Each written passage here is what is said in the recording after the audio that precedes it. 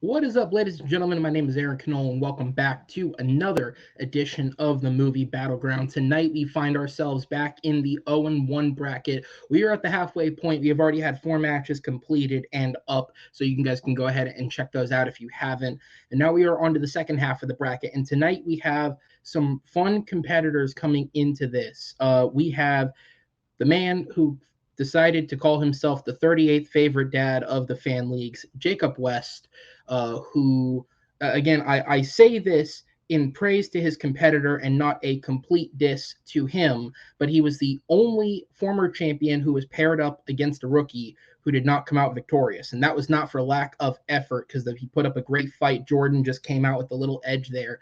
And he goes up against Noah McCausland, who had the unfortunate fate of being paired up against Henry Sanchez, who took clear advantage of Noah's inexperience as he made his debut and was able to run into a knockout situation. Obviously, both coming in here with something to prove. Jacob wanting to get that record back on track and live up to what he's done in the past, having been a champion in at least 2 debate leagues, never Movie Battleground, but at least 2 other debate leagues. He was a champion, so the man knows how to speak. And Noah wants to put himself back on track and not find himself in the same situation he did last time and prove that he does have what it takes to debate. And so we're going to go ahead and bring these guys in.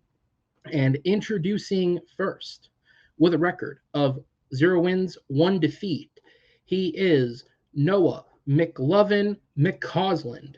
Noah, how's it going, sir? Welcome back.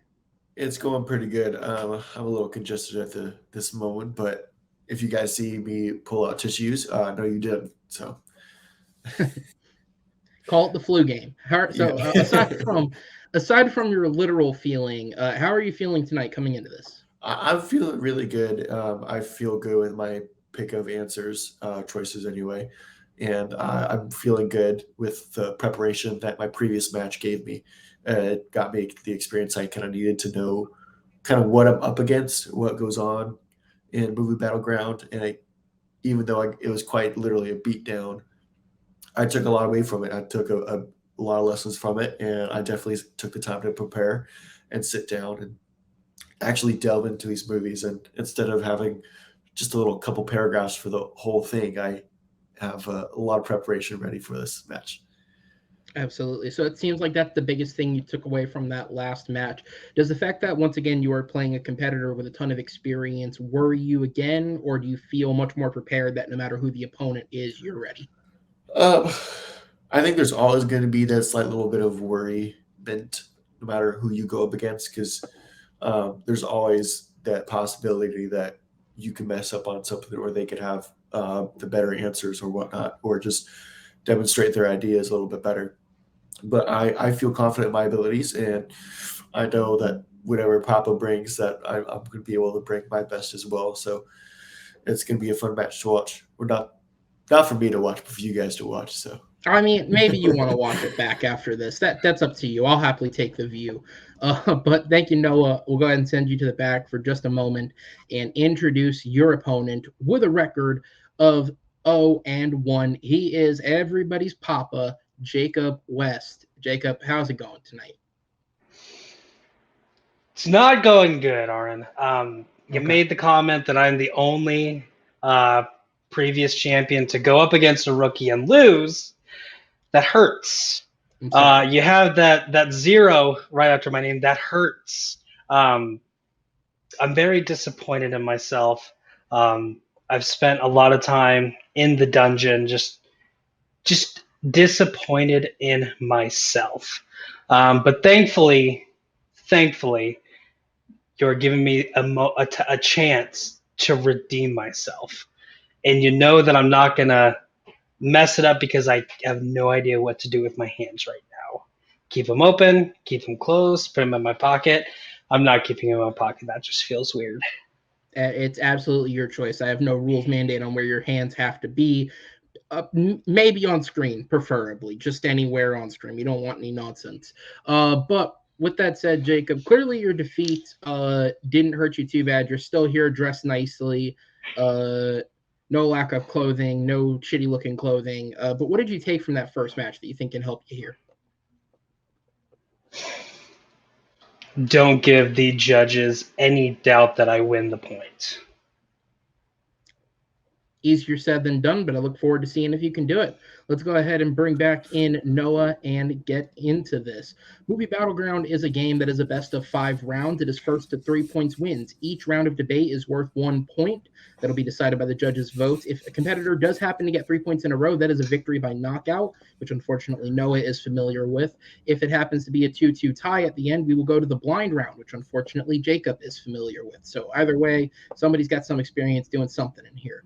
However, we'll worry about those if we happen to get there. The first 4 rounds of debate, the questions were given to the competitors prior to the recording. They have had time to prep their answers and come up with whatever they can to win. The way the debates will work is first, we will have a 1-minute opening argument. This will be your chance to establish your argument. Then you will have 2 more minutes of solo speaking time to follow it up and establish it further. There will be a 4-minute open debate. This is where you guys will go back and forth, really go at each other, get in as much as you possibly can, while still being reasonably respectful.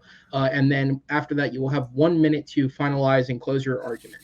At that point, since I am not alone tonight, our great judges backstage will come in. And in a fun little twist tonight, because at this point, it doesn't happen as often, the recording time that we are doing this at worked out where we have 3 judges who have never actually gotten to be a part of a match here tonight, which is really fun. We have Brandon Rutledge, Jeremy Adams, and Andrea Malabag is not yet with us. Hopefully by question 2, she will be here with us, or I'll be editing this out in case something goes horribly wrong. I guess we'll see what happens if you heard this line. But with that said, we'll go ahead and get on to question number 1. Which is, I did just technically shit talk them for child labor rules, and I do stand by what I said there. But we're talking about Disney because aside from working children, they also make children happy. And what makes a child happier than a Disney animated film? And in a time where, especially because, people who are my age are growing up and the films that may have come out during their childhood weren't as beloved as some other Disney classics or more other recent films, thought the question might be asked, what is the most underrated film produced by Disney Animation Studios? They've made a lot of great films. They've made some bad films. But what film wasn't given its due justice? So with that, Jacob, you were the person who by random spin of the wheel was selected as the favorite for this match. You chose to go first on questions 1 and 3, which means you will go first on this question. And as I go ahead and pull up your timer. Computer loading, give me just a second. I will pull it up, and your opening minute will start when you begin speaking. Disney animation.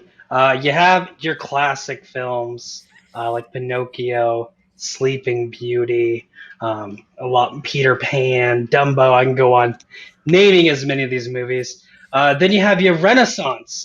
Some would say some of the best films. Lion King, Hercules. Demonetization. I am sorry. But then there's kind of that little gray area. The 2000s. There were some good movies. There were some bad movies by Disney Animation Studio. But there was one that's pretty fan-freaking-tastic that just nobody talks about anymore. When it came out, everyone was saying, oh, it's Treasure Island all over again. I've seen Treasure Island. I've seen Muppets Treasure Island. I don't need to see this. But let me tell you, Treasure Planet, most underrated Disney animated movie of all time. It's fan-freaking-tastic. All right, and that will be time on his opening minute. Noah, we go over to you. Time starts and you begin speaking. Papa West decided he wanted to go ahead and steal my little intro. But yes, that period of time, it's because of post-Renaissance era of Disney, is in fact overshadowed by the Renaissance period of Disney, which includes like Hunchback of Notre Dame, Sleeping Beauty, all that kind of stuff. But Treasure Planet, even in that own post-Renaissance category, overshadows the most underrated Disney animated film, which is going to be Atlantis, The Lost Empire. This movie is a perfect mix of world building and action. It reverses roles. It delves into the first science fiction animated Disney movie that Disney made, only to be done a year later by Treasure Planet. So Treasure Planet took a lot of the ideas that are in Atlantis and arguably made them worse. I'm going to yield the rest of my time. All right. As the clock runs down on that opening minute, Papa, we go back to you. The timer will start back up when you begin speaking. Did you just say that Treasure Planet took a lot from Atlantis? Atlantis is in the ocean. Treasure Planet takes place in space. Those are two very different places. I don't know how you're going to steal ideas, but I love your pick, Noah. Atlantis, The Lost Empire came out in 2001. A very nostalgic movie because everyone, that was like their first movie they watched as a child, and it holds that dear spot. But let me tell you, it's not underrated. In fact, it's very overrated. Do you remember? I'm gonna do the member berries from South Park. Do you remember watching Atlantis? This beautiful. Oh wait, it's not beautiful. It's just in the ocean. Oh yeah, I remember. Do you remember the big scary Leviathan creature that is only in 2 minutes of the movie, if that? And it's like 30 minutes into the movie, you're already seeing it. It's rushed. The attack, it like nothing happens except 200 people die that we don't even know who they are. It's just sad that 200 people are dead. And I guess I remember it. Do you remember 28 main characters all trying to fight for screen time, all having a very, well, not really witty, very troublesome backstories? Yeah, I remember that. Do you remember Vinny, the Italian guy, played by Don Novello, a guy from Ohio, playing an Italian guy who likes explosives, giving the worst Sylvester Stallone impression I've ever heard. Yeah, I remember. Do you remember a character by the name of Mole, a French guy who loves dirt? That was very creepy. I can't forget that because of how awful that was. Yeah, I remember it. And then, do you remember Leonard Nimoy in the most boring role we have ever seen? Leonard Nimoy is like one of the greatest science fiction actors ever. He's Spock. He plays in one of the Transformers movies. He's like the only redeeming quality in a Transformer movie. Yeah, I remember that horrible performance. Atlantis: The Lost Empire, it's not good. It's pretty bad. All right. And that is time on the 2 minutes. Noah, we head back over to you. Time starts when you begin speaking. Papa West has made the unfortunate mistake of revealing that he doesn't know shit about his movie because he goes and attacks my entire movie for the entire 2 minutes. So I'm going to give you some information. It is underrated because on Rotten Tomatoes, it has a 49 critic score and a 54 audience score, saying that it's shitty, when in fact it's a great movie. Treasure Planet is rated at a 69 for a critic score and a 72, which is pretty apt. Because Treasure Planet, I will give it, is a good movie, so it's properly rated. It's not underrated. It is actually rated because Atlantis is going to be scored at a 49 and a 54. You want to talk about characters, how they're fighting for screen time? That's not the point. Each of them is a distinct character and has different attributes that contradict stereotypes. You have the Hispanic engineer female. You have the big, bulky guy who's actually the chef. It's a perfect movie that rips apart stereotypes. It reverses stereotypes of females and of different cultures in film. Instead of Kita being a damsel in distress, it's Milo who's actually saved by Kita, and he also chooses to stay in her culture instead of a white man bringing a female into his own culture. They don't feel like like the actors in this movie who are voicing these characters don't feel like celebrities, but actually feel like the characters themselves. Michael J. Fox, you don't hear Milo speak and think, oh, that's Michael J. Fox. You think, oh, that's an actual character in this movie. And you just want to talk about the Italian guy. He has one of the most memorable lines in the film with, hey, look, I made a bridge. It took like 12 seconds, 2 seconds, something like that. Anyway, I'm going to shift topics and go and talk about directors. The directors who did the Treasure Planet are the same ones who did the classics like Little Mermaid and who also did one of the new ones, Moana. They bring the same elements to Treasure Planet that they bring to all the other ones. This one, take risks. These directors take risks. They also directed Beauty and the Beast and Hunchback of Notre Dame, which are much darker films that take risks. And this movie also takes risks that pay off in the end. All right, and that'll be time on the 2 minutes. We're going to go ahead and go to the 4-minute open debate. The timer will restart when the first person speaks. Noah, thank you for bringing up Rotten Tomatoes, or as my friend Joe likes to say, and I love it when he says Rotten Tomatoes. He doesn't say it just like that, but that's how he pronounces it. Because apparently Rotten Tomatoes is the end-all, be-all of everything.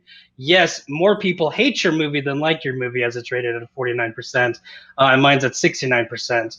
69 is still not good. If you take a test, you get a 69. It's been a while since I've been to school, but that's a fail. And I love how you say Kita saves Milo. Kita is locked up in a weird metal cage, and Milo goes and saves her. Okay, that's damsel in distress right there. The beauty of Treasure Planet. Yes, 69% of the critics liked it. That's still failing. Fun fact: it had a budget of 140 million, only made 109 million. So a lot of people didn't watch it, which is horrible because they should watch it. You can what say color that for is space? Both films were horrible disasters at the box office, but doesn't. Atlantis: The Lost Empire made like $66 million, so that's not a bomb. That they made money. They still did horrible. Let me ask you a question, Noah. What color is space?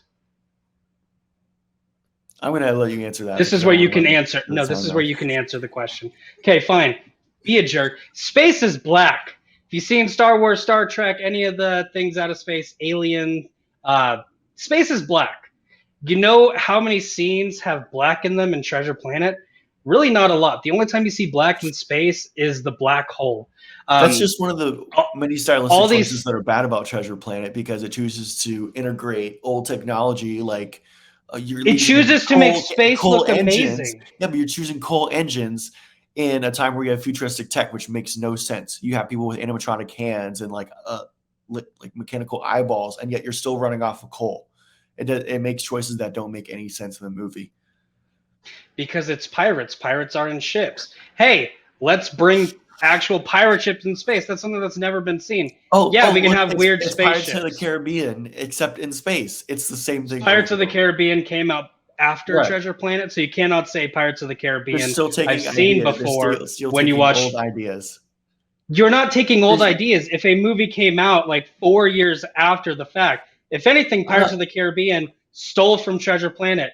Treasure Planet has beautiful set pieces in space, and also some of the scariest deaths. Arrow dies by a black hole. Scroop just floats off into space. What's a scary death in Atlantis? Oh, wait, that's right. 200 unnamed people die from who knows what. So why does scary death make a movie underrated? Because it's exciting. It doesn't have to be exciting. I can sit and just be bored watching. I can watch your movie and be bored because nothing cool happens, or I can sit and watch my movie and during that black hole scene, just like, oh my goodness, it's a black hole. See all the excitement of them trying to tie everything down, and then you have Arrow floating off, still tied to the mast. You have Scroop right there cutting it. It adds tension, and again, the reason it's underrated because most people don't even think about it. Let me ask you, what are people asking to be remade into a live-action movie? Atlantis. The number one movie people fans want is Atlantis. The post on Facebook with Atlantis saying, "Oh, this is a perfect recasting." It's underrated because Treasure Planet. It's not underrated. It's overrated. It's completely underrated. It's underrated because it has a 49 and 54. So you want to go back to the source material. Treasure Planet is based off of Treasure Island. Yes, Atlantis is a myth, but it takes that myth and expands on it. It gives you this beautiful world building experience. It gives you, oh, look, this is an ancient civilization that was lost. They have their own culture, but they're far more advanced technology wise, but they still follow this advanced. So are you saying that Treasure Planet is a bad movie because it's based off of a book? Lord of the Rings is based off of a book. That's amazing. New. It's pirates in space. Name one other movie you see pirates in space. You could argue that Han Solo was a pirate. Name one other movie. What was that? You could argue that Han Solo was a pirate in space. He's And not a time. pirate. That will be time on the 4 minutes. We're going to go to the 1 minute closing. Papa, you're up first. Time starts when you begin speaking. Again, Treasure Planet's a very underrated film because it's an amazing film. Nobody's talking about it, though. It came out in 2002. It's 20 years old. No one's like, hey, let's get this thing remade into a live-action film. I don't know why. It's horrible. Atlantis, everybody remembers Atlantis. Well, not really remembers. They look back and, oh, man, that's such a nostalgic movie, and it's actually a crappy movie. I told you why. You tried to say, oh, it does this, and this different. It really doesn't do anything different. Treasure Planet, amazing movie, amazing set pieces. It's in space. You don't think you're in space. And also the score is amazing. You have the kind of cityscape when they're in the weird moon spaceport, and then very adventurous whenever they're out in space like you would want. You also don't have a lot of characters in the film. And I can't believe you let me go 7 minutes without talking about the best minor character in any Disney animated movie, Morph. Cutest little guy ever. I want to see Morph in live action. Live action? I want to see Morph. And while Jacob figures out how to speak English, that'll be time on his final minute. Noah, you have the last say. Time starts when you begin speaking.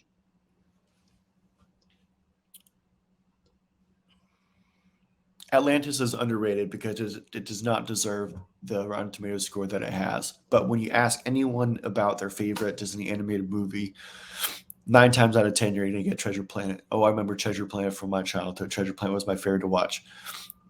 You're going to have a couple people say, yeah, Atlantis was my favorite movie, but that means it's underrated because not enough people are talking about what an incredible movie Atlantis is. It wastes no time delving into the characters and understanding them. You see Milo, who's a nerd, but he uses his intellect as a weapon and a tool to be able to further his goal, and not a goal of taking artifacts for power, but for knowledge.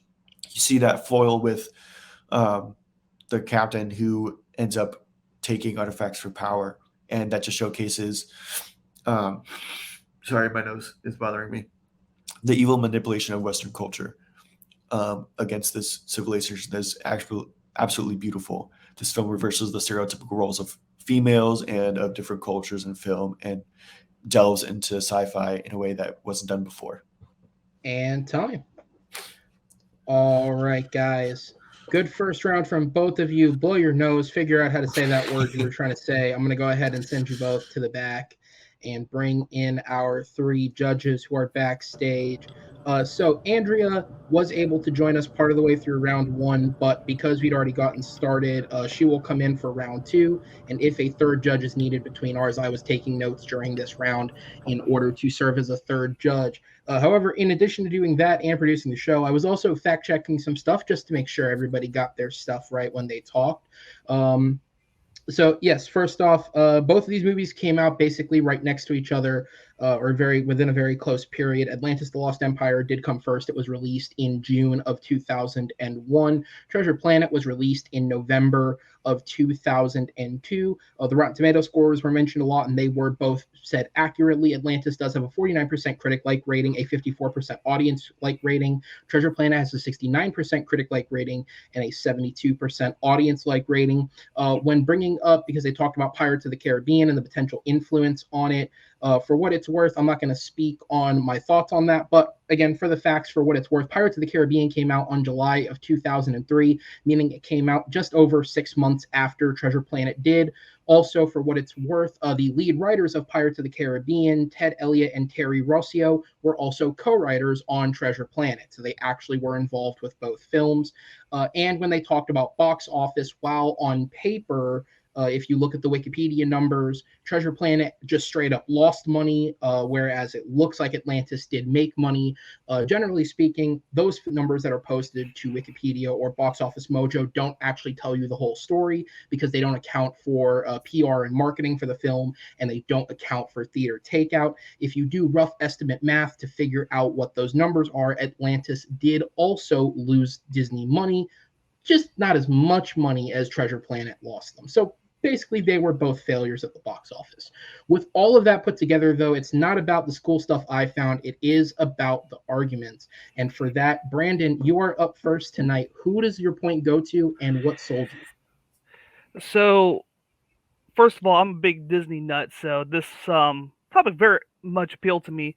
However, I am giving my point to Noah on going with the Atlantis the Lost Empire. What sold it for me is that I felt like that he gave more valid points on his own choice on why Atlantis is an underrated Disney animated film compared to Treasure Planet, which I felt like I didn't get enough from Jacob on why that film specifically is underrated. So yes, I'm going with Noah.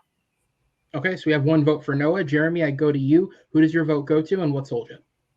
I also want to say, you might see a map of Disneyland behind me. This is a very close topic to my heart as well. And, I was a little bummed that my choice for most underrated, The Rescuers Down Under, wasn't mentioned because, probably you guys are a little younger. So I totally get that. Yeah. But no, these were two good choices. And I thought both these guys did great. It was really close for me. I would say at the beginning in the opening arguments, I was much more sold by Noah.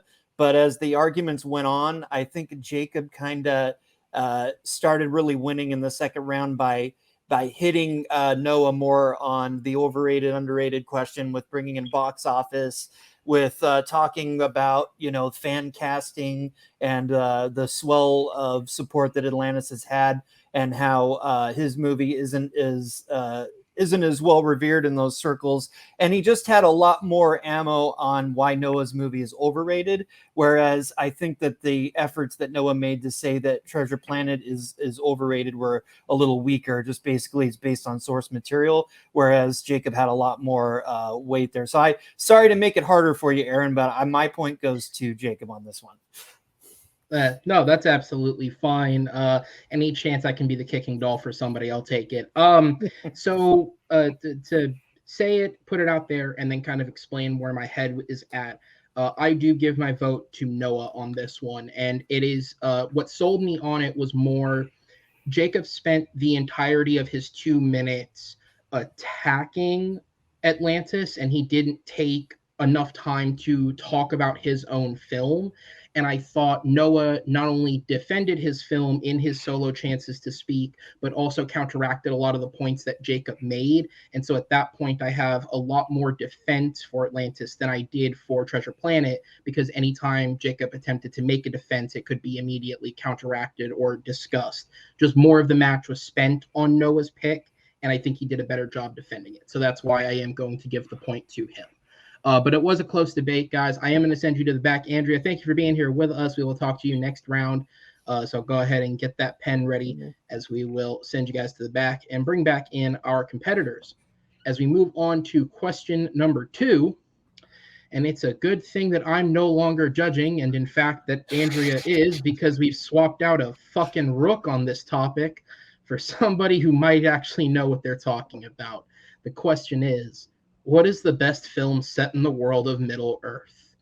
We are talking about The Lord of the Rings. I don't feel bad saying that, because if you're the one person who'd pick a Hobbit movie, good for you.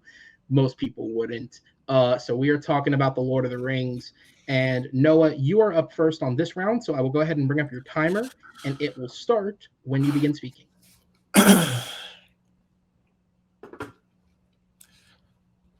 There's always going to be a debate on which of the Lord of the Rings movies is going to be the best movie. All 3 of them are in contention with each other. However, my choice sits right in between the first and the third, and that's going to be The Two Towers. This movie gives you the build up and pays it off in the same movie. It gives you several character arcs that are amazing to watch and contradict who the characters were at the start of Fellowship of the Ring. And it's a glorious movie to watch. The cinematography in this movie is gorgeous. The lighting is absolutely gorgeous. The action, the fighting scenes are some of the most perfect ones that you'll see in film today. And you also get a soundtrack by Howard Shore that is nearly unmatched by any other movie. for that reason, that's why I chose Two Towers. I'm going to yield my time. All right, go ahead and let the clock run down for the remainder of that. Jacob, if you need me to pause, I can, but if not, you can speak once it rolls over.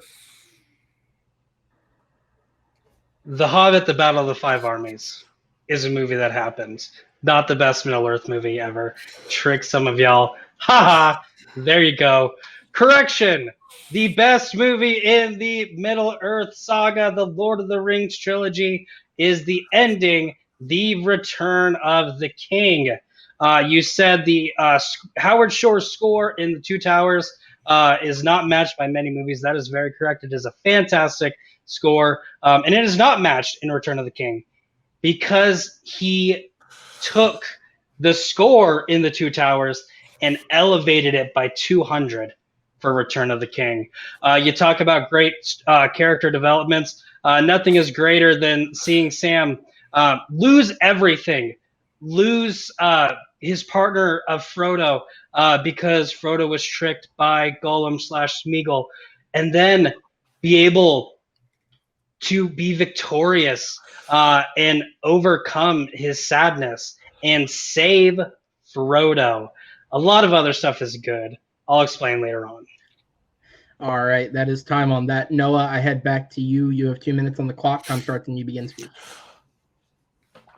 When it comes to Return of the King, more does not equal better. More battles and bigger ones don't pay off compared to the intricate and intimate stories that we see in The Two Towers.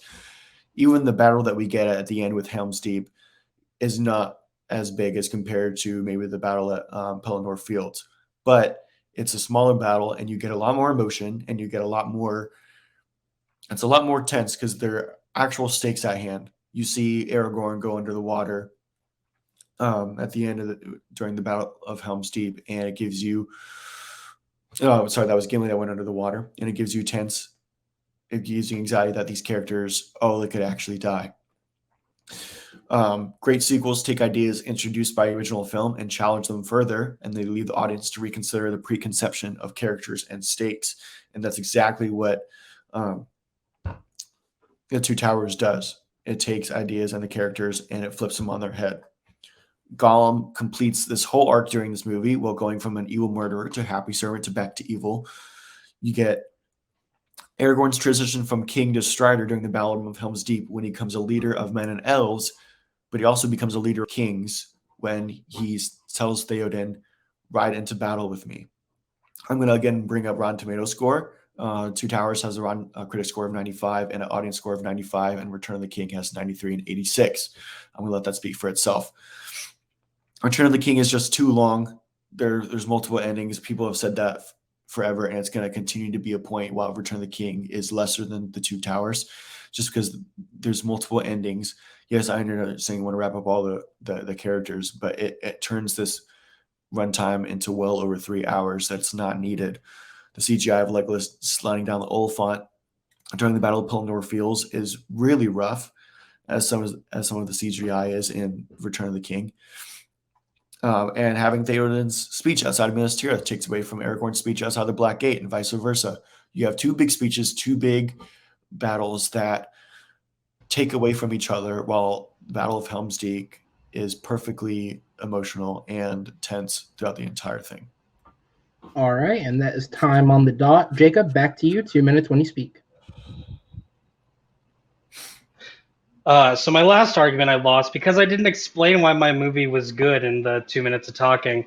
I'd love to explain every single point and what makes Return of the King a good film, but that would take about 3.5 hours. So let me kind of get it down to the nitty-gritty of why this film is amazing. Again, I'm going to explain why I said Howard Shore's score is even better. Two specific scenes where it's just such a grand medley, and you're like, yes! When Pippin and Gandalf are leaving Minas Tirith, you have Merry running up the tower to watch as his best friend leaves. The music that is playing there makes you want to cry. I might have cried many a times. And then also the music whenever the beacons are being lit. Talk about an amazing scene where literally all that's happening is fire is starting and getting big. Everyone during that entire scene is watching, seeing a fire grow, and you're looking like, Where's the other fire coming? Where's the other fire going to be? Who knew watching fire would be fun? It's actually really fun in this movie. You have Merry and Pippin, two bumbling idiots, actually be able to run their own story by themselves in Return of the King. You don't see that in any of the other two movies. Again, you see Sam become the true hero, which asked J.R.R. Tolkien, Sam is the true hero of the movie. You see him become the actual hero. You want to talk about stakes? You know how many people die in the Battle of Pelennor Fields? A lot. A lot of main characters die in that movie too. Denethor dies. King Theoden, a king, dies. Those are stakes. And then, of course, in the extended edition, you have the mouth of Sauron holding up the mithril vest. Everyone thinks Frodo is dead. And what does Aragorn do? He says for Frodo and runs to fight every single orc when he doesn't even know if Frodo is alive or dead. Tell me how there are no stakes in that exact situation. And tell me, why do you have no soul if you are not crying during that moment? Or like, oh my goodness, it's happening. And that is time. We are going to go into the 4 minutes. Time starts when the first person speaks. You want to say that Merry and Pippin did nothing in the rest of the films. You want to talk about Two Towers, where they, for the most part, they were. They were in fact captured and bound and were pretty much luggage for the orcs. But they managed to slip away and break away when fighting broke out, and they managed to run into an Ent and convince the Ent, one, that they're not orcs, which isn't hard to do, but also that is important to hear the argument why they should help. And when they were turned down after that forever conversation, it was Pippin who had the bright idea, let's turn him this way so he'll see the destruction, so he'll come to our side. So you see the cleverness and the wits that they have to be able to bring this race to help them when they can actually do something physical. Noah, thank you for taking my words, jumbling up in a little mess, and trying to use that little mess up against me. I did not say Merry and Pippin do nothing in the other two movies. I say they do nothing alone. They are constantly together. Yes, they have little moments. Mushrooms! I think I broke something. He pulls out the carrot. Yes, that's one little scene that I love those two guys. But you actually see... We're not talking about those movies. I know. I'm just saying. You actually see these two be characters by themselves. Pippin has one little cool moment where he leads Treebeard over to Isengard. He has an amazing moment where he becomes Denethor's steward. And then talk about singing. Oh, more stakes. Every single person who is in the overtake of Osgiliath is riding back.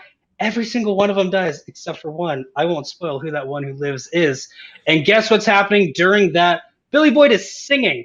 And it's another that wow. rips your heart out. He's not doing anything. He's not displaying his cleverness. He declared. Did you cry during that scene? Of course, I cried during that scene. He declared fealty to Denethor because he felt bad about what happened to Boromir. He's not, and he felt that he owed Denethor he's not showing his smartness, but he does that in Two Towers.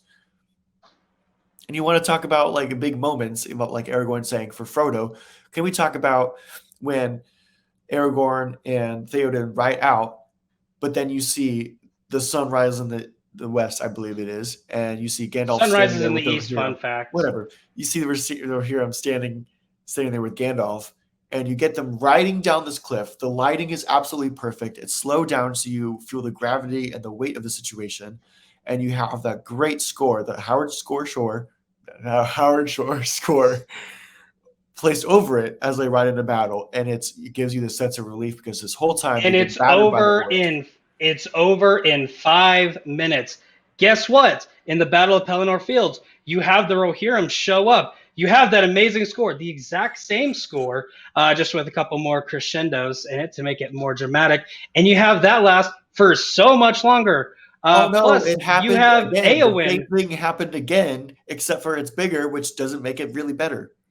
It depends. Bigger is always better. Plus, you have Eowyn fighting, which, let's be honest, the only thing Eowyn does in the Two Towers is form some weird love triangle trying to fall in love with Aragorn. No, she's actually a character in the Return of the King. And she avenges her father's death, King Theoden, a main character who dies in the Battle of Pelennor Fields, because that movie has stakes. She avenges her father kills the Witch King, gives the most badass scene ever, rips off her helmet, I am no man, and stabs him in the face. You watch his head melt. That's an amazing scene. Her most amazing scene in she doesn't really have an amazing scene in Two Towers. Well, I didn't You talk realize about that the stakes of Eowyn Gimli. herself made the movie. Her She makes one character scene, and it's makes amazing because this the movie is Return of the King amazing. amazing. You talk about the stakes of Gimli going under the water. He literally goes underwater. Aragorn pulls him back out. That's not stakes. That's you see you a pull whole someone up. bunch of orcs coming at him, about to kill him, and you see Aragorn and you see Gimli standing there together. And he about to be immediately overrun. gets back up. Also, Helm's Deep has the exact same weakness as the Death Star. That's weird. And Frodo, you think he dies. Those are stakes right there, my friend. I'm talking about Shelob. All right, that is time. We'll go ahead and move on to the 1 minute closing. Noah, you're up first. Time starts when you begin speaking. Lord of the Rings: The Two Towers is the better Lord of the Rings film because of the characters' transitions and the arcs that they take. I mentioned Gollum's arc. I mentioned Aragorn's transition from king to king from Strider. I mentioned what Merry and Pippin go through. They go from being hopeless and defenseless, but you see them be clever and they stir their speech. They stir the Ents with their speech. And I didn't even mention what happened to Frodo and Sam, that they had a rift between themselves, and it caused them to not be as close by the end of it, with Sam questioning everything that Frodo does and having to constantly look after him. It has amazing intimate moments, especially in the Battle of Helm's Deep. You get that emotion with Gandalf riding down, but you also get that emotion with Theoden and Aragorn saying, "Ride out with me." And they ride out together. And because of this, because of the score and the lighting and the deep character arcs that we get, this has to be the best Lord of the Rings movie. All right, and that is time. Jacob, I go back to you. You have the last minute. Time starts when you begin speaking. You said Merry and Pippin have an arc in the Two Towers. No, they don't. They're together the entire time. Yes, they make one kind of smart decision. You actually see them become full-fledged characters in The Return of the King. You talk about the rift between Frodo and Sam. That doesn't start until Sam actually realizes that Gollum is lying to them and getting ready to kill them. That's the rift. Sam doesn't trust Gollum. Frodo knows that Gollum's the only way to get into Mordor. That doesn't start until The Return of the King. Talk about stakes. Gimli's in the water for a second. Those aren't stakes. How he just tells Theoden, "Ride with me," and then they go, and that's it. It's weird. It makes Theoden look bad. You know when he doesn't look bad? In The Return of the King. Again, stakes. Frodo is dead at one point. You see him about to get eaten up by Shelob. Those are stakes. Aragorn is taking a fool's journey and going to talk to the green ghost people. Everyone thinks he's going to die. He doesn't. He becomes triumphant. You see a lot more time. All right, that's it for the battle. Gentlemen, I'm going to send you back down to Middle Earth for just a second as we go ahead and bring in our judges. All right, we're going to take the order there. So, not much fact-checking on this one because for the bulk of the argument, I was on a pee break. So with that said, Jeremy, I'm going to go to you. Who gets your vote and what sold you on it? Yeah, this was another really close one for me, like even closer than the first one. I thought, both of these guys had a lot of great arguments for their movies. Again, though I think, I'm going to say what I said before, though I think Noah had the better opener. He was very organized with his information for his movie. I just think that Jacob really came in harder in the second round and was able to really argue a lot of the great moments for his film and kind of knock down some of the points that Noah had made about the arcs in his film and why that film had more stakes. He really brought up so many great moments from Return of the King. And I just think that at the end of it, I felt more convinced by Jacob's argument. So I will give the point to Jacob. All right, Andrea, I go to you. First off, welcome to the show. Second off, who does your vote go to? And as concisely as you can hit it, what was the point that sold you for that vote? Okay. This one was a close. This was a very close argument for me. Both have. Uh, you know me. I love Lord of the Rings. So both have very good arguments. But at the end of the day, I would have to give it to Papa West just because he gave a lot more reasons why his movie is the best while also countering the points that Noah was making. So I'm going to give my point to Papa West. All right, so with 2 votes, the second point does go to Jacob. Thank you, everybody. We will see you at the tail end of the next round. And I'm going to say this next round is certainly entertaining. If there's something I've been doing in this new iteration of Movie Battleground, it is attempting to kind of test out some questions, really stretch what we can ask, what we can make people debate. And so let's get into it. Obviously, we are in November as this goes up. We are building towards the holiday season, but especially if you're not a Christian who celebrates Christmas, or if you're not Jewish and you celebrate Hanukkah, or if you don't celebrate Kwanzaa, because unfortunately I don't offhand know what religion celebrates Kwanzaa, then you are probably looking forward to Spider-Man, which comes out around Christmas. And so this is the question that we have given. It's not really so much a question as it is a full-on, all-out pitch round, which is pitch your version of one of these sequels. Now, offhand, I gave these gentlemen 4 potential movies to pitch. They could pitch Sam Raimi's Spider-Man 4. They could pitch The Amazing Spider-Man 3. They could pitch Venom 3. Or they could pitch Spider-Man Into the Spider-Verse 2. Now, in our actual setup chat for this match, all I required from these guys initially was the movie they were making and their lead villain. And that was just in an attempt to make sure that initially the picks weren't too similar. Thankfully, they both picked different films and they both picked different villains to run with for their movies. So with that, we will go from here. Again, this is kind of a bit of a test, so we'll see how this goes. But I wish both of you guys luck, and thank you for being my guinea pigs. With that, I'm going to go ahead and bring the timer up. And Papa, you're up first on this one, so the timer will start once you begin speaking.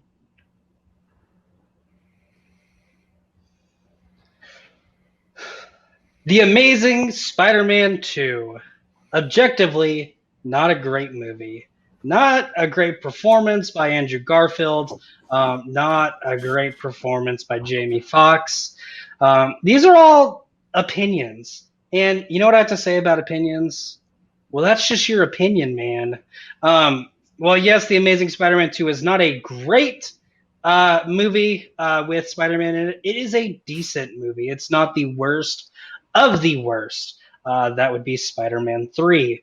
So at least it's better than Spider-Man 3. But I think what would be really cool is to revisit the world of The Amazing Spider-Man during the MCU.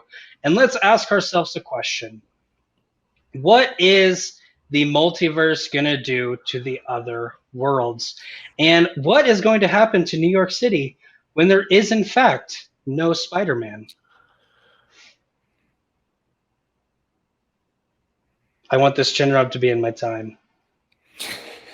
Okay. Now I'll stop because it's not All my right. time anymore.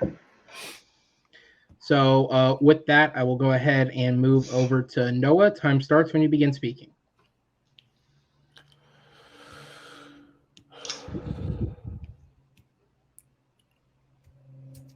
First off, I want to say that Amazing Spider-Man 2 is probably arguably worse than Spider-Man 3, but like you said, opinion. Picture this. Picture a sequel to Into the Spider-Verse, which for the first one, we already got the idea that at the end of it, Miles became a proficient Spider-Man. He became in tune with his abilities and he's able to control them, and he can go head to toe against people like Goblin and Kingpin. Now, what if we fast forward a couple years where he's in his probably mid to late 20s? He's a little bit older. And you take a darker shift to the MC, to Marvel, kind of like what DC is. You take a darker shift, you introduce detective work that Spider-Man has to go with, and you have to introduce a serial killer that is on the loose. I'll go further into depth during my 2 minutes, but I'm pitching Into Spider-Verse 2. Yield my time. All right.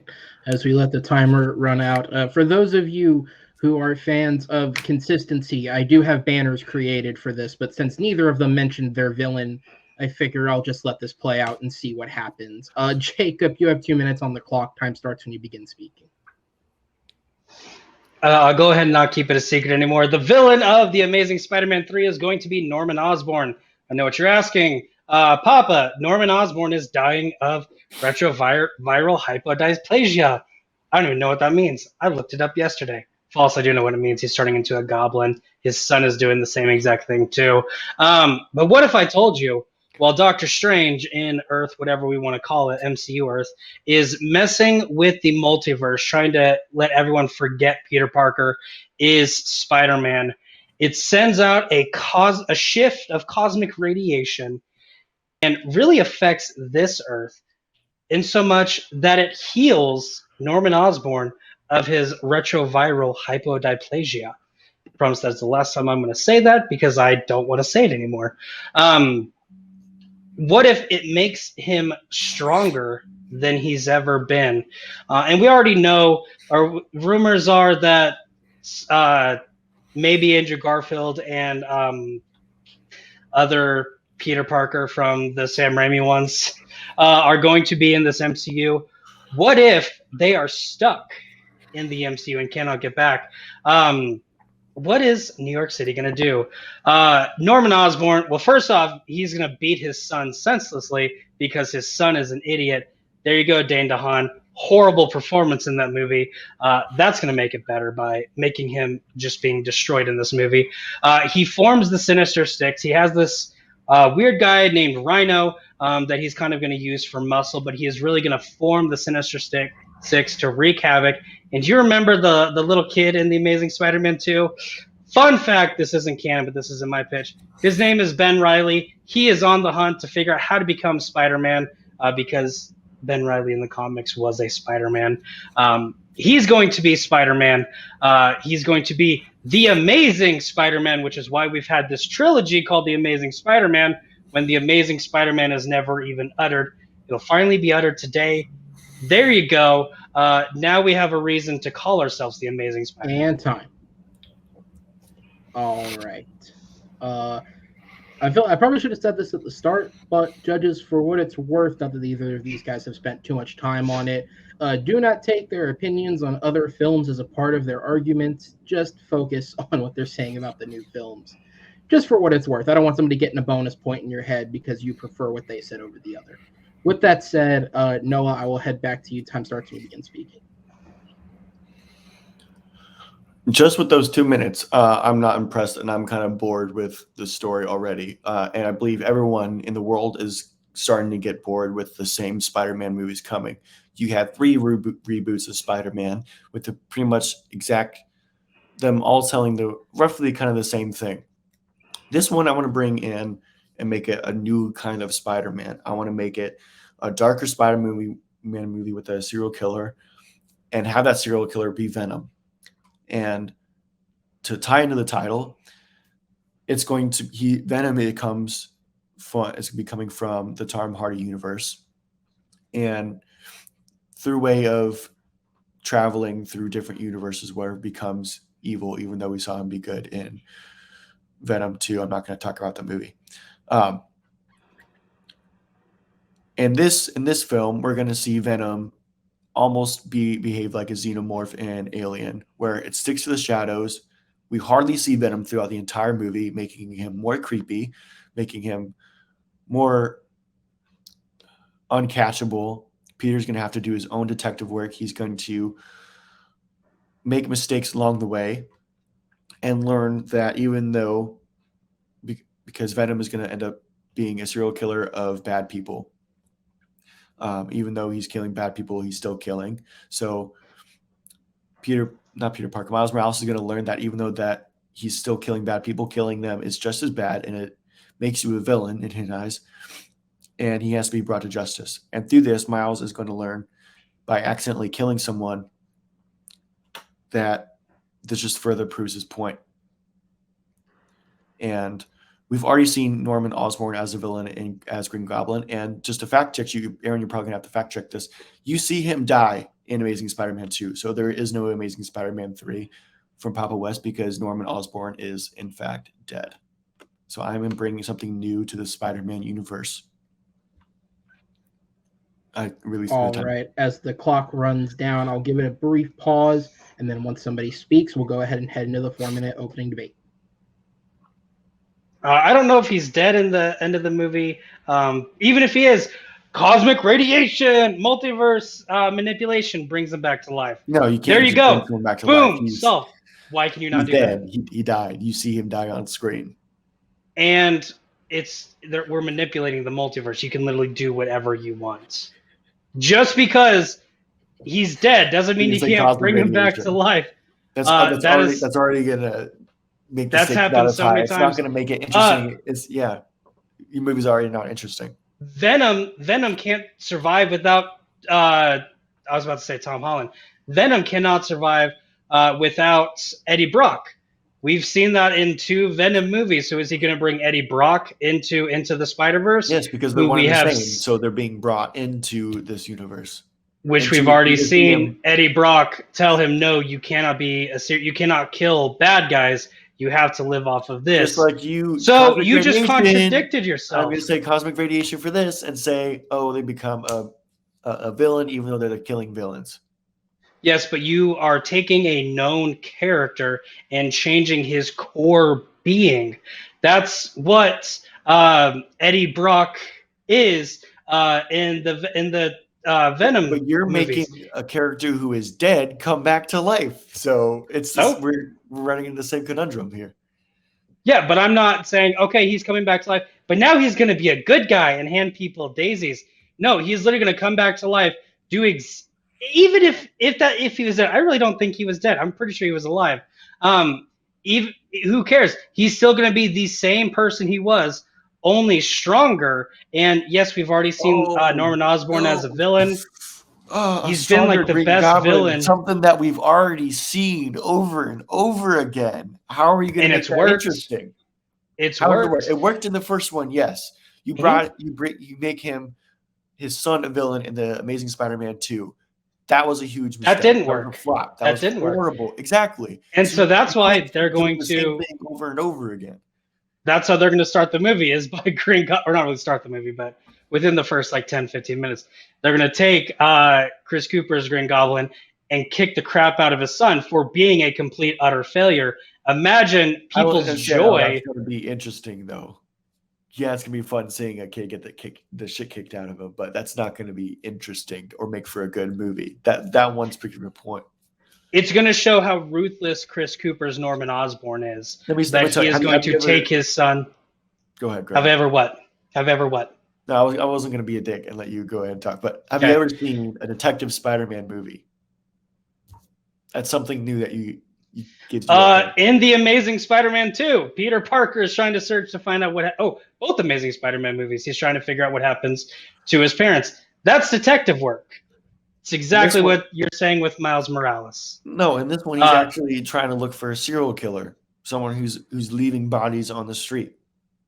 And I feel like why is Venom leaving bodies on the street? Venom should be eating the bodies. Remnants of bodies, then. You see remnants of bodies laying about. If he eats them, there should be no remnants. Venom is going to be sticking to the shadows, and you're not going to see him for most of the movie, which makes for a more intriguing villain that Marvel seems to have a problem with nowadays. And your villain is just a reboot of the first Spider-Man. No, see, this is people think Venom is a villain. He's not really a villain. He is Spider-Man's arch nemesis, but he's not a villain. He's more of an anti-hero. If you want serial killer, you should go with Carnage because he is a serial killer symbiote that is pure evil. What more? He's an anti-hero. Do you want than him going around killing people that are bad? He's not killing good people. He's killing people that are bad. Even though, Peter, Miles and so what are Miles Morales and Venom going to hold hands? He's still killing him, so they have to fight, and he has to be brought to justice. Which we have seen him not kill because he has Tom Hardy telling him, you cannot eat these people. You're contradicting a character. I'm making a character your movie. And healthy. that is time. All right, let's go ahead and go into the final minute. Jacob, you're up. Time starts when you begin speaking. Again, wouldn't it be fun if while Norman Osborn is kicking the crap out of his son, first off, shows you how ruthless this guy is, that he has no love for his son because his son is a complete, utter failure. He's yelling, you are horrible. Why would you get this random blue guy? And just kind of talking about everything that made The Amazing Spider-Man 2 bad is why Norman Osborn is destroying his son. I'm sorry you don't find this interesting. I think having New York City fall to these Sinister Six would be fun to see. Oh yeah, Sinister Six. We actually haven't seen that in a movie. We saw it try to form. This is it actually forming. And again, you have Ben Reilly, someone who is in the comics, is Spider-Man in the comics, coming up. That'd be amazing. People would love to see Ben Reilly. That's a comic thing. And then you have the people who don't read comics. I don't know who that is. Trying to figure out where is Spider-Man, how do I become Spider-Man, having to use the robotics of Peter Parker to become Spider-Man and fight the Sinister Six. You might not think that's interesting. I think it could be interesting and a lot better than Into the Spider-Verse 2. All right, Noah, you're up next. Time starts when you begin speaking for the final minute.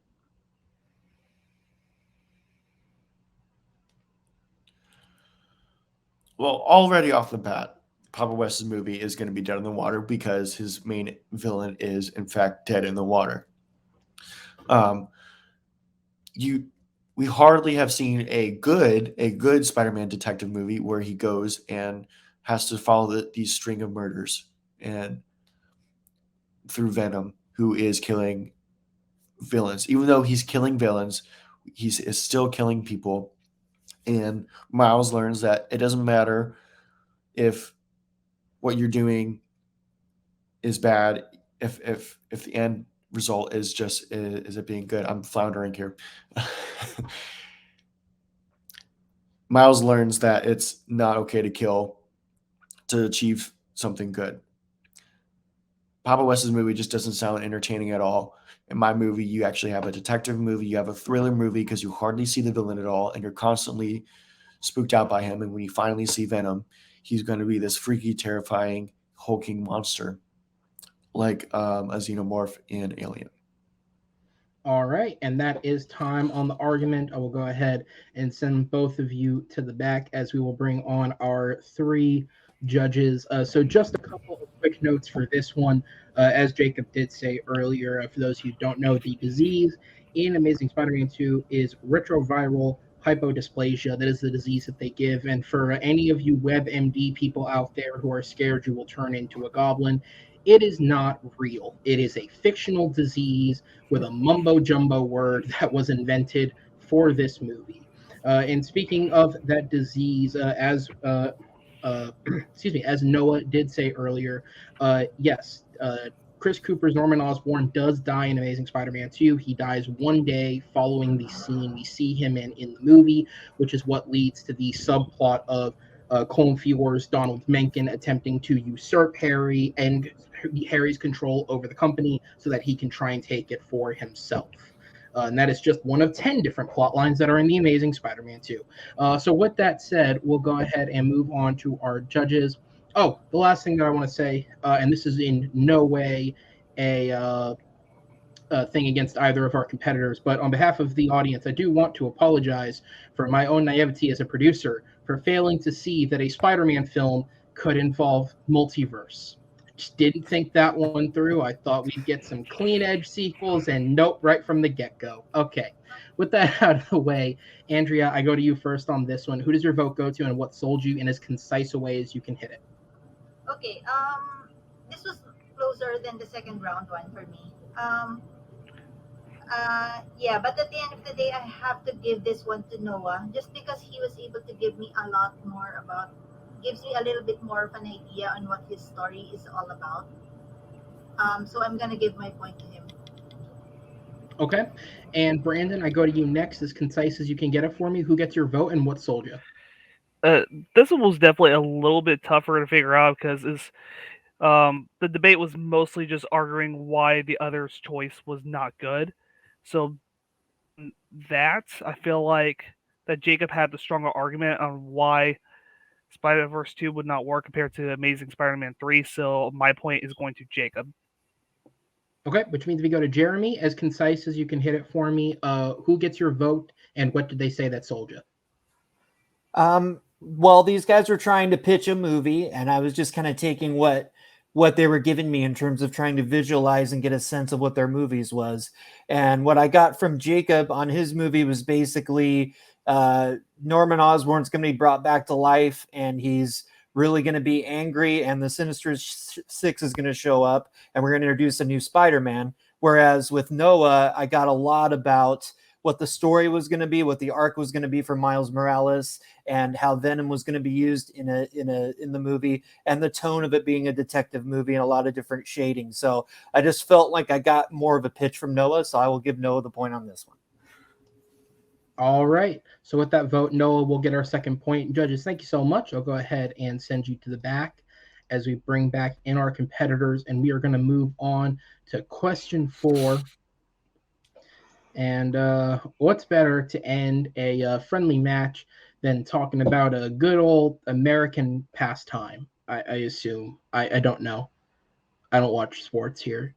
I also just realized I think that's technically baseball's thing, and we're not talking about baseball. The question is, what is the best film centered around American football of all time? Yes, you're talking about the football in which you kick it with your feet less than the other football in which it's basically played only with your feet. That's just the European and me taking jabs at American football. But that's not what this is about. We're talking about the quality of the films and the fact that a pigskin happens to be there. Noah, you are up first on this one, so I'll bring the timer up, and it will start ticking when you speak. There was a reason when the question is asked, what is the best film centered around American football, that one movie comes in your head, and that movie is going to be Remember the Titans. There's a reason for that. It's because not only does it depict fun to watch football that is tense and down to every second you're wrapped up in the actual game of football, but it also has very important themes of race and working together as a team to overcome racism in communities and to be a leader yourself and to bring that out into your community. Not to mention that the soundtrack that this movie brings, that's incredible. The relationship between the players is real and believable, and the coaches and the players are heartfelt and earned. And there's just enough of an underdog story to keep you clutching your seat for that final halftime speech. And I'm going to yield my time. All right. So as he yields his time on Remember the Titans, I'm going to let the timer run down, Jacob. Once it clicks to 0, you can go ahead and get started on your opening minute.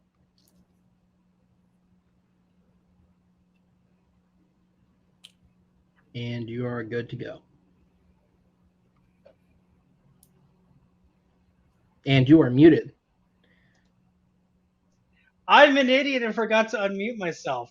I'll give you a few seconds way back. to go, Go ahead. Jacob. I don't deserve it after that. Ladies and gentlemen, this is finally where I get to announce something we've all been thinking. Rotten Tomatoes is not the end-all, be-all. Because the movie that I have picked, it does not have a good Rotten Tomatoes score.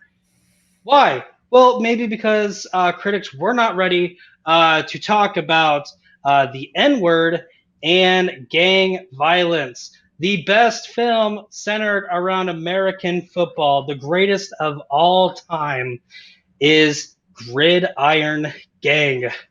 The story of the Kilpatrick, but the juvenile center where every single person, every person there is in a gang, becomes a football team. And it completely just left my mind. But anyways, this is going to hurt me. I don't care. That's why this is more than 1 minute. Because, Noah, you're a cool guy. But your movie sucks. Gridiron Gang is a better movie. And time. I always appreciate a competitor's ability to just start vamping till the end of the minute.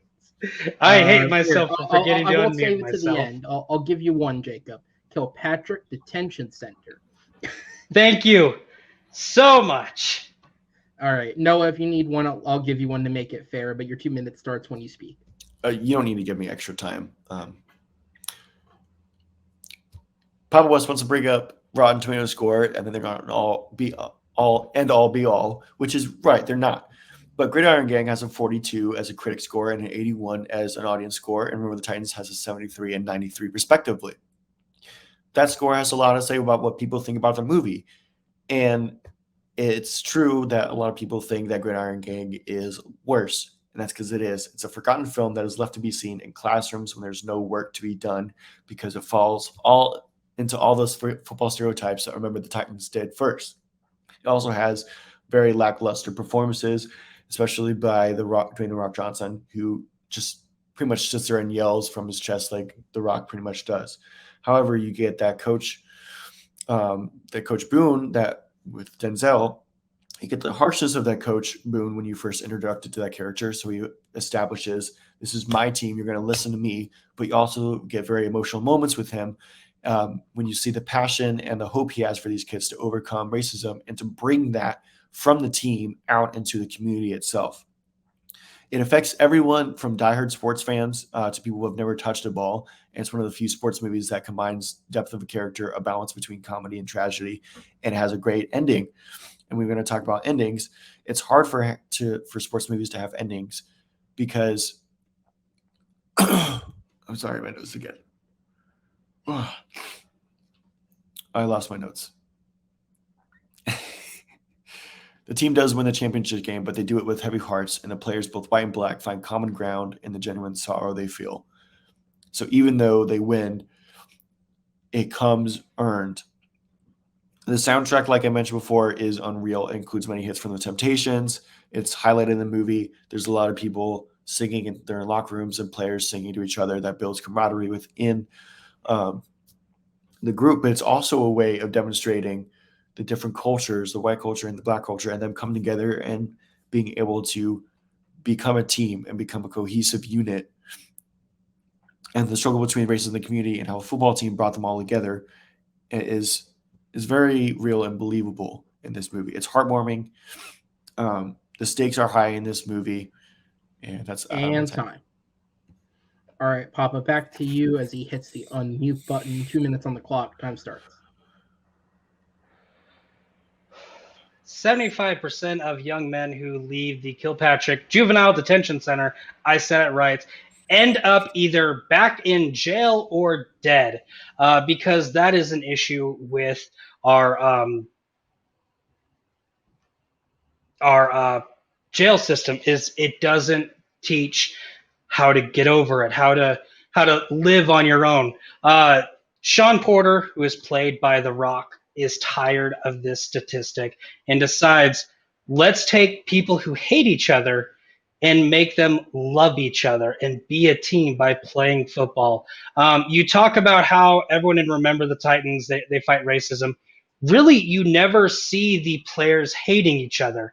You see when they go to camp, they have the white bus and black bus. Denzel gets them out and then intermingles them. But as soon as they get to the campus, you have Gary Bertier, who is a white linebacker, and then you have the other kid who's the black linebacker, who they have that kind of cool scene during practice. You see them joking with each other. I thought these were two people who were supposed to hate each other.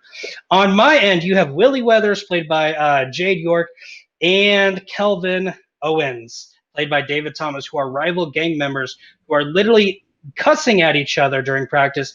And in a no pads practice, Willie Weathers is running the ball and just smacks Kelvin, knocking him flat on the ground. You see people who hate each other. You see it when you have the team and then the other kids who are in the detention center who aren't on the football team yelling at the kids who are on the football team, calling them pussies. You actually sense hatred between the two. And I'm sorry, you don't like The Rock's performance because he just yells at each other. That's not all he is. You actually see him talking to these kids as a human being. You see it with Willie Weathers almost the entire time. When they're actually playing football or practicing, that's when he's yelling at them. Or when they did something stupid, like when Willie Weathers got in a fight right before the playoff game and was in the hole, you see him yelling at him there. But other than that, he's actually talking to him. You see him talking to Willie's girlfriend's dad as a human, not I'm a football coach. Blah, blah, blah, And like time. just said he does. All right, we're going to go into the 4-minute open discussion. The time will start when the first person speaks. Yeah, maybe The Rock isn't always yelling, and he does have some of those more softer emotional beats, but that's pretty much it. He's only probably good performance in that movie. Everyone else is either underacting or overacting, and it's just not believable. You get real You don't hatred like Jade between Yorker? you get real hatred between Julius and Jerry, who start off like absolutely hating each other and go and become brothers. I'm not seeing them. You in the never middle see where them they go actually back and hate forth, each feeding other. off each other's energy. It gets the team. Yeah, you do see them hate each other. You do not see them. Literally, they are rooming together and they're joking with each other. Like he's putting the posters up, and Gary's like, "Man, you can't put that up there." And then they're kind of smiling at each other. They don't really hate each other. It's more of, hey, I grew up in this systematic racism, so I don't know about these people. That's really like the entire performance of them hating each other. And that's with all the white and black kids, except for the big fat They grew up to be linemen. racist. They grew up to hate the other color. Yes, but they're supposed to be like that, but they're never actually like that, even when they're at the beginning of the movie. You never see the kids like, I can't believe I'm going to be playing with a bunch of people from a different race. You never see that. You see it in my film. And you talk about how The Rock only gives the loud yelling. Denzel Washington is primarily yelling. What's the most famous line of that movie? This is not a democracy. This is a dictatorship. I am the law. What's he doing? Oh, yeah, he's yelling. One amazing scene that has never been seen in any football movie. In order to teach Willie Weathers how to take a hit, you see The Rock come out in uniform to do the Oklahoma drills. When have you ever seen a coach dress up and participate? That is not believable. You don't see it in because Remember the Titans. The Rock is this hulking figure, and he's taking on these teen kids. That's why he's going to be trucking these kids and not giving them concussions. Well, it's only one. It's Willie Weathers. And he's not trucking him. He is keeping Willie from knocking him back behind a line, and he pushes him down on the ground. You don't only get a concussion by being pushed to the ground. It's that head-to-head contact. And that's the point. The Rock wants Willie to push him back. He says, I will not respect you until you do this. And then Willie's like, well, what if I don't? Well, then you're going to be everyone's going to call you a pussy shit. And everyone laughs from that. How does that affect the movie? How does that make this the best football movie? Willie gets confidence and becomes a great player. Everything Remember the Titans does. Cool. He becomes a good football player. That's all I care about in a football movie. Exactly what happens in your movie too. You become a good player. Yes, they can become a good football player, but they bring the lesson that they learned from Coach Boone. They bring it out into their communities and yes, and they learn and after that not all people can be taught. They learn that not all people are going to be as good as them. After their final regular season game, you see Willie and Kelvin, who are rival gang members who hate each other, become brothers. You see in one game, Kelvin blocks for Willie. You see that relationship build even better than Gary and the other linebacker, to where one of Willie's gang members comes and watches the game, sees Kelvin, a rival gang member, shoots him. What does Willie do? He gets in between his friend and his brother to keep his former gang member from killing his brother. Yes, you fight racism. Not really well because they don't really hate each other. Mine fights gang violence and does a much better job of doing it. Oh, yeah, and they play football. Your movie has no end goal. End goal. It's to break. It does not have any stakes. This movie has stakes right from the beginning. They're expected to fail. If Boone, as the first time trouble a loss, it results in his dismissal. So there's stakes in this movie. And the stakes in my movie, 75% of the kids who leave this detention center either go back to jail or die. Their stakes is their life.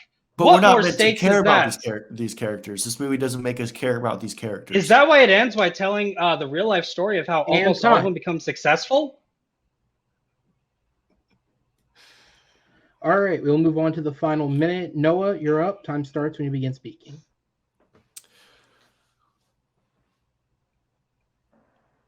I will again state there's a reason why you remember the Titans is the best football movie more than any other football movie. The movie boasts an incredible cast of strong characters. You don't simply follow the quarterback on his quest to win the girl. You go on a journey with so many of the players, the coaches, and even their families, like Cheryl Yost. I don't know if you say that correctly. She adores football, protects her father fiercely, and sees no color. And she is one of the best characters in the movie. You see the fight between racism between the characters, the football team, and you see them bring it back into their town. And you see them actually play football, which is a football movie is supposed to be about, but it brings another layer and another importance of football, which is equality and to be fair to one each other. It affects everyone, no matter if you're going to be a football player or not. Papa West's movie has no weight because the characters' performances aren't believable. The plot and character development don't make us care about these characters to be able to want them to see them succeed. All right, and that is time on that. Jacob, back to you for the final minute when you speak. First off, Willie Weathers is the running back, not the quarterback. Know your facts before you come at me with them. Leon Hayes is the quarterback. Fun fact. You do not like the stakes in this movie. It's kids not wanting to be a stereotype. It's kids wanting to be successful when everything has been put against them, when they've had a horrible start. Guess what? I can still turn around. Junior, big Polynesian dude, he is crying because he missed the birth of his 2-year-old son. And he is telling Coach Porter, Coach, I want to be somebody. I don't want to be a failure. Those are stakes, Noah. You see and remember the Titans. I'm not supposed to like you. Oh, I guess I'll like you. Gridiron Gang, this is a team that's not supposed to work. In fact, nobody's willing to play them. You see in the very first game, they get blown out 21-0, and then they go on a great 8-game winning streak. You have a montage where they are writing to their families. You might not be rooting for this character. Everybody else is rooting for these characters. Even the equipment manager, Bug, which I cried when I found out that the real Bug died. And time. All right, go ahead and send you guys to the back. Thank you. And we'll go ahead and bring back in our judges. And Brandon, I go straight to you. As concise as you can get it for me, who sold you on the vote? So for this one, I am giving my point to Noah. I felt like that he gave more stronger points overall, not just for the film as a whole, but also given some good detailed points as well. So yes, going with Noah. All right, so the first vote is to Noah. Jeremy, I go to you next. Who gets your vote, and what was the thing that sold you on it? I think that it's clear both these guys were passionate about their movies and had a lot of knowledge of what was going on in their films. But the question wasn't which movie do you love more or which movie are you more passionate about. The question was, what is the best movie? And Noah had a lot of information about the acting, the casting, the scale of the story, being a period piece, having a great soundtrack. He had a lot more details about filmmaking, about what makes a great film, and also brought up a really great point that the movie that Jacob had was largely influenced by his movie, as a lot of other movies have been. So I also give Noah the point. All right. Thank you, judges. I will go ahead and send you to the back because our winner tonight by a final score of 3-1 is Noah McLovin Mccosland. I hit the wrong button. There he is. As we bring him back in. Noah, I know after your first match how you were feeling with not just the defeat, but the way that the defeat went in that knockout. And I said to you, obviously I don't know how things will go because at the time we still didn't know who you would be playing. But I said, if there's one thing I believe, it's that you will be better this time around, because I've seen what happens when you lose. And you take that personally to an extent and work to improve. And today was most certainly an improvement. How are you feeling? I'm feeling really good, especially after if you guys go over to TMG Geek and you've seen my match against Jay Burns. It feels very good to get a win back. Um, and I definitely knew I was in for a fight when I was paired up with Papa West.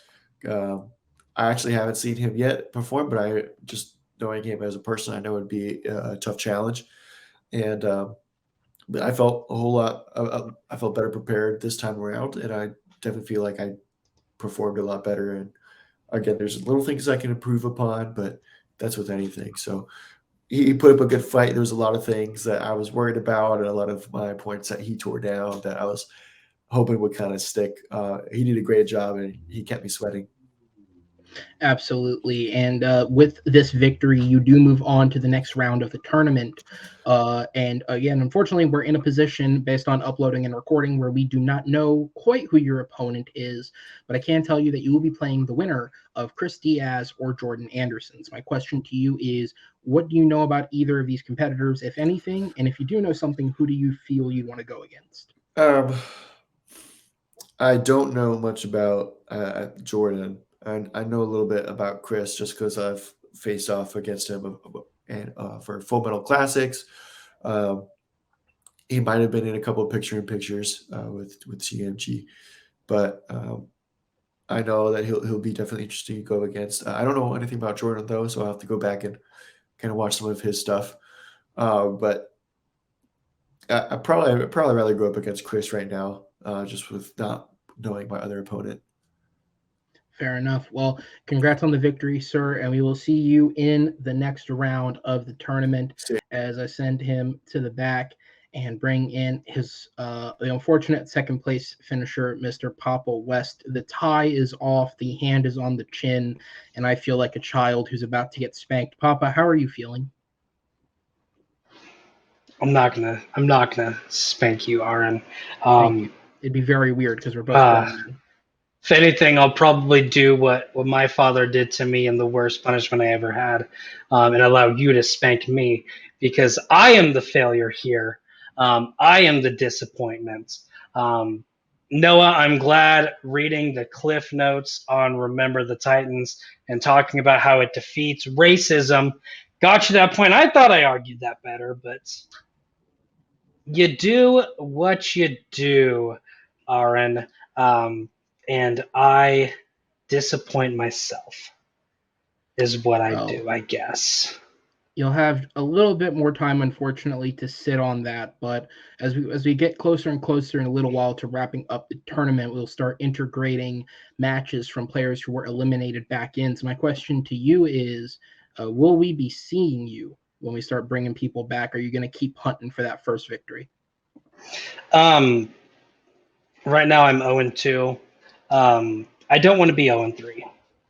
So when I come back, whoever the poor sucker is that you put in my way, let's just say it's going to end the other way. But no, I do want to say, Noah, way to bring it. I'm glad I inspire you to be good, and I hope I can inspire you to be great in everything. Debate, trivia, real life in general. And if you want to be inspired to be great, hit me up. All right. No one else. I don't care about anyone else. Spoken like a true father, taking credit even in his own loss because the child has succeeded.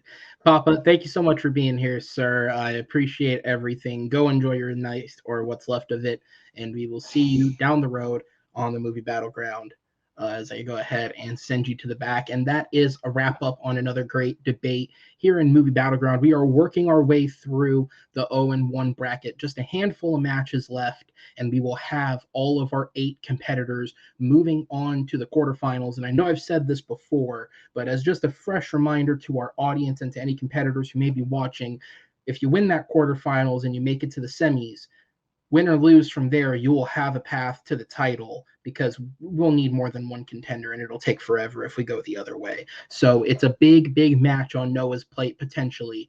And again, Papa walks out with his head held high, a very solid performance, nothing to be disappointed about here, except for the fact that it just didn't go his way tonight. But that is the end of this episode of Movie Battleground. On behalf of everyone here, our production team, my great judges who were here with us tonight, Jeremy Adams, Brandon Rutledge, and Andrea Malabag, thank you guys so much for being here. Thank you to all of you for watching. Please be sure to rate the video, comment, subscribe, interact with the channel, interact with the shows. Check out all the other Movie Battleground content we have, because we did have our opening 16 matches plus everything that's happened in both tournaments so far. So you can't say there's a shortage of content for you to watch and enjoy in the world of movie debate. And with that, my name is Aaron Knoll, and we will see you guys next time on the Movie Battleground. Take care, everybody.